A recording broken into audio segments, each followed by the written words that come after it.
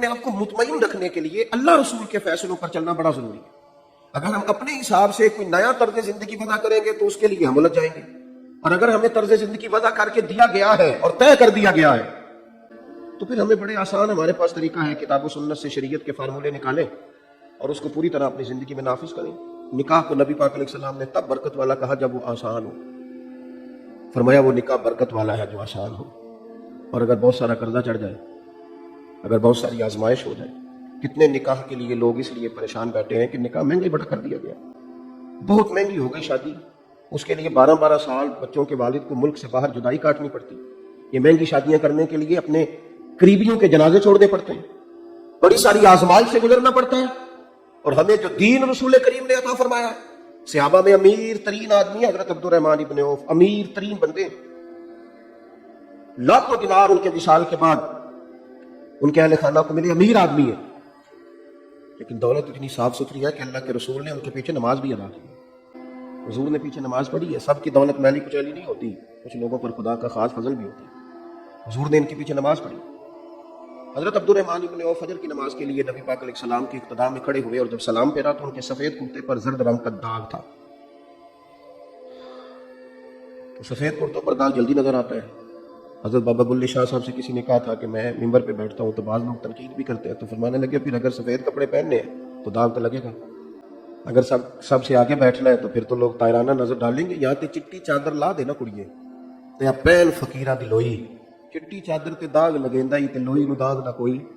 پھر یہاں تو اس طرح آ جانا, دعویٰ نہ کر نیکی اور پارسائی کر. اگر تیرا دعویٰ دوسروں کو سمجھانے کا ہے, قائل کرنے کا ہے, عوام کو سمجھانے کا ہے, تو بڑے اچھے اچھے لیکچر دیتا ہے. وہ کوئی بھی ہو, مذہبی آدمی ہو یا سیاسی ہو, تو پھر تو لوگ فوری طور پر تنقید بھی کریں گے. بھئی آپ کہہ رہے تھے تو کر کیوں نہیں رہے, لما تقولون ما لا تفعلون, وہ بات کیوں کہتے ہو جس پر عمل نہیں کرتے. بہرحال میں نے بات کو لمبا نہیں کرنا, سمیٹنا ہے. تو حضرت عبد الرحمن ابن عوف کے سفید کرتے کو زرد داغ تھا. تو حضور نے پوچھا یہ کیا ہے, اتنا امیر آدمی, اور جواب کیا دیتے ہیں, کہتے ہیں یا رسول اللہ صلی اللہ تعالی علیہ وسلم, میں نے نا کل نکاح کیا تھا, کل میری شادی تھی, تو وہ خوشبو لگائی تھی تو ذرا داغ رہ گیا. یعنی اتنے امیر آدمی کی شادی گزر گئی, کسی کو پتہ بھی نہیں چلا پورے مدینے میں. اور یہاں بھی جب انہوں نے کہا تو ایک بندے نے بھی نہیں کہا یار آپ نے بلایا ہی نہیں, یار آپ نے دعوت ہی نہیں دی. انہوں نے کہا میرا نکاح تھا, میں نے خوشبو لگائی تھی, کپڑے پر خوشبو کا داغ رہ گیا. تو حضور مسکرائے, یعنی خوش ہوئے, اور فرمایا ولیمہ ضرور کرنا, چاہے ایک بکری ذبح کر لینا. تو تھوڑا سا چیزوں کو تھوڑا سا نارمل زندگی میں واپس لوٹے.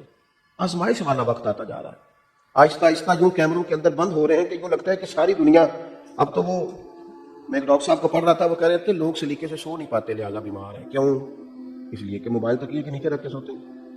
بڑی ٹینشن ہوتی ہے بچوں کو کہ کوئی نیا کمنٹس تو نہیں آگا, جلدی کریں. وہ لائکس کہاں اور کمنٹس کا ایسی بیماری لگی ہے کہ وہ نیند لے گئی ہے. تھوڑا سا عام زندگی میں آئیں اور اللہ رسول کا ہر فیصلہ قبول کریں.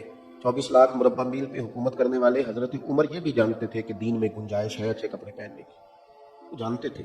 اور سمجھدار آدمی تھے, جو آدمی مدینہ طیبہ میں بیٹھ کے کیسر و کسرا کی سیاست پر نظر رکھتا ہے اور یہاں بیٹھ کر وہ سارے محکمے قائم کرتا ہے, اور چھوٹے بچوں کے وظیفے شروع کرتے ہیں, اور پولیس اور فوج کے محکمے کو باقاعدہ ایک ترتیب دیتا ہے, اور بہترین سیاسی شورا قائم کرتے ہیں جس سے تمام دینی اور سیاسی امور میں مشاورت ہو سکے. انہیں یہ بھی پتا تھا کہ حضور کی حدیث موجود ہے کہ اگر تمہارے پاس گنجائش ہو تو اچھے کپڑے پہن لو.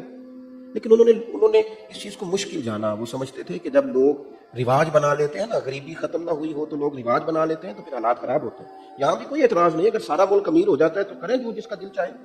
لیکن جو بہت بڑا فرق ہے نا, ایک طرف مصیبت یہ ہے کہ لوگ غربت کی سطح سے نیچے زندگی گزار رہے ہیں, اور دوسری طرف حال یہ ہے کہ نئے ماڈل کا موبائل شارٹ ہو جاتا ہے ملک میں.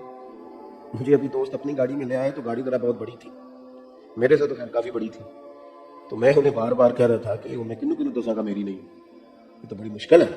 اس لیے کہ ہم تو چاہتے ہیں کہ وہ اتنا ہی گزارا ہو جائے جتنی کہ انسان کی حیثیت ہے. اس سے زیادہ اڑنے سے ویسے بھی تھکاوٹ محسوس ہوتی ہے, انسان تکلف محسوس کرتا ہے. لیکن وہ محبت کا معاملہ تھا, میں انکار نہیں کر سکا, بیٹھ گیا. اپنی زندگی کو شب و روز کو اس طرح کا بنائیں کہ جس سے دوسروں پر بوجھ نہ بنے, آسان طرز زندگی ہو, آسان. میں سیلاب زدہ علاقوں میں وہاں گیا دوستوں کی اشک شوئی کے لیے. ایک نوجوان سے میں نے ملاقات کی, میں نے 2-4 باتیں ابھی شروع کی ہی تھی کہ وہ یوں کر کے میرے دائیں بائیں دیکھنے لگے. میں نے کہا خیر ہے, کہنے لگے مولوی صاحب کیمرہ نہیں لائے ساتھ. کیمرہ کدھر ہے آپ کا؟ یہاں تو لوگ صرف وہ آتے ہیں ذرا تھوڑا سا نا 2 بول ان کے بھی مل جائیں, ذرا حدیث سے زیادہ قوم تو وہ ہے کہ جو آہستہ آہستہ ساری یوٹیوبر بن جائے گی. خدا کے بندو واپس لوٹو. عام طرز زندگی جو حضور نے ہمیں عطا کی ہے. بات کو سمیٹتا ہوں. مشورہ ہوا مسجد نبوی شریف میں بیٹھ کر کہ حضرت عمر سے کہنا ہے نیا کرتا پہن لے, گنجائش بھی ہے, سہولت بھی ہے, 25-25 ہزار دینار مال غنیمت میں مل رہے ہیں اور سارے بانٹنے ضروری بھی نہیں, نیا کرتا لے لے. اب تو اتنا پرانا ہو گیا تامت کے وہ پیوند لگنے کی بھی جگہ نہیں. سب نے مشورہ کیا تو ایک صحابی کہنے لگے یہ تو ٹھیک ہے کہ عمر سے کہنا ہے, پر اس شیر کا نام بھی بتاؤ جو عمر سے بات کرے گا. انہوں نے کہا ایک بندہ ہے نا. کون؟ کہا سیدنا علی والمرتضیٰ شیر خدا.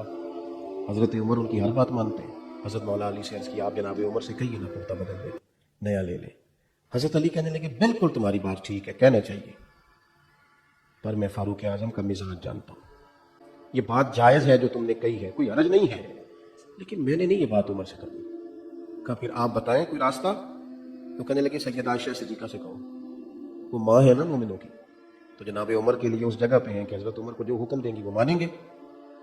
تو حضرت عائشہ صدیقہ رضی اللہ تعالیٰ عنہ سے کہا گیا دیکھیں ماں جتنے وزراء نے سفیروں نے ملنے آنا ہوتا ہے اور جناب عمر کی وہی کیفیت. حضرت عائشہ نے بلایا, دوڑے آئے.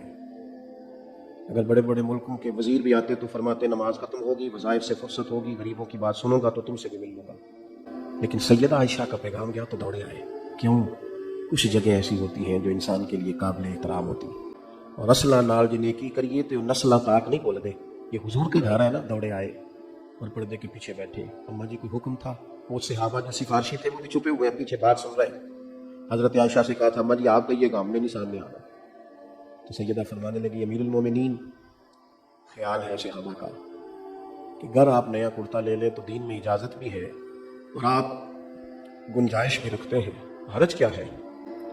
تو حضرت فاروق اعظم کئی جگہوں پہ پہلے یہ بات کر چکے تھے کہ جب تک سب بھوکوں کو کھانا نہیں ملتا اور جب تک سب کے بدن ڈھانپ نہیں دیے جاتے تب تک نہیں. آج انہوں نے اس بات کا بھی اپنے جذبات میں اعادہ کیا اور فرمایا کیا, کہنے لگے اماں جی ٹھیک ہو گیا, آپ کا حکم آیا کرتا بدل لو تو شام سے پہلے لے لوں گا, ایک بات کی اجازت ہے. کہا فرمائیے. تو کہنے لگے یہ جو میں نے کرتا پہنا ہے نا, میں نبی کریم کے سامنے بھی یہی پہن کے جاتا تھا اور اسی طرح بیٹھتا تھا. ابو بکر صدیق بھی یوں ہی مجھ سے مشورے کرتے تھے. داڑھی سفید ہو رہی ہے, پھل پکتا جا رہا ہے, کسی وقت گر جائے گا, دل کرتا ہے وہیں کھڑا رہوں جہاں حضور نے ہمیں چھوڑا تھا. اگر آپ اجازت دیں تو وہیں کھڑا رہوں, ورنہ آج ہی لے لوں گا. یہ بات ختم ہوئی تو سناٹا بھی چھا گیا, دونوں جانب سے چپ لگ گئی. دیر کے بعد حضرت عائشہ کی ہجکی کی آواز آئی, وہ روئی اور فرمانے لگی عمر بات صحابہ کی بھی ٹھیک تھی, پر جہاں آپ کھڑے ہیں آپ تو بالکل ہی ٹھیک ہیں, لہذا جیسے چاہیں ویسے وقت کو بتائیں. دوستو کوئی حرج نہیں ہے, جائز پیسے ہوں تو لمبے چوڑے بھی معاملات کریں, لیکن تھوڑا سا پیچھے پلٹ کر ضرور دیکھیں. گاؤں سے آ کر پڑھنے والے بھول ہی گئے ہیں کس کی ماں نے کتنا زیور بیچا تھا. پیچھے بھی تو لوٹنا ہے نا. وہ میرے گاؤں کا غریب دہقاں سڑک کے بننے پہ تھا کیوں پریشان, جب اس کے بچے شہر میں جا کر کبھی نہ لوٹے تو لوگ سمجھے. پھر سمجھ آئی لوگوں کو کہ یہ سڑک کی اتنی مخالفت کاہے کو تھی. تھوڑا سا حضور کے ہر حکم کی پابندی کی کوشش فرمائیں. چیزوں کو دیکھیں, میرا مضمون مکمل ہو گیا. ایک ہوتا ہے فقیری میں فقیری کرنا, وہ بھی اچھی بات ہے, لیکن زیادہ اچھی بات ہے بادشاہی میں فقیری کرنا. یہ جو نبی پاک نے فقیری کی ہے نا, یہ فقیری میں فقیری نہیں, یہ بادشاہی میں فقیری ہے. یہ جو حضرت صدیق اکبر نے فقیری کی ہے, یہ فقیری میں فقیری نہیں, یہ بادشاہی میں فقیری ہے. اور یہ جو حضرت عمر نے فقر کیا ہے, یہ بادشاہی کی فقیری ہے. یہ بڑی مزیدار ہوتی ہے, بڑی مزیدار. سلام اس پر کہ جس نے بادشاہی میں فقیری کی, محبوب نے بادشاہی میں فقیری کی ہے. میں دل کی گہرائیوں سے دعا کرتا ہوں اتنی خوبصورت, اتنی میٹھی, اتنی ٹھنڈی اس بزم نور کے لیے, سجانے والوں کے لیے, اور بالخصوص دولہا میاں کے لیے کہ اللہ تعالیٰ انہیں دارین کی برکتیں دے, ہر شر کو ان سے دور رکھے, ہر خیر انہیں عطا کرے. اللہ تعالیٰ ان کے مقدر کی ساری خزائیں دور رکھے اور ان کے وقت کی ہر بہار انہیں نصیب فرمائے. آخر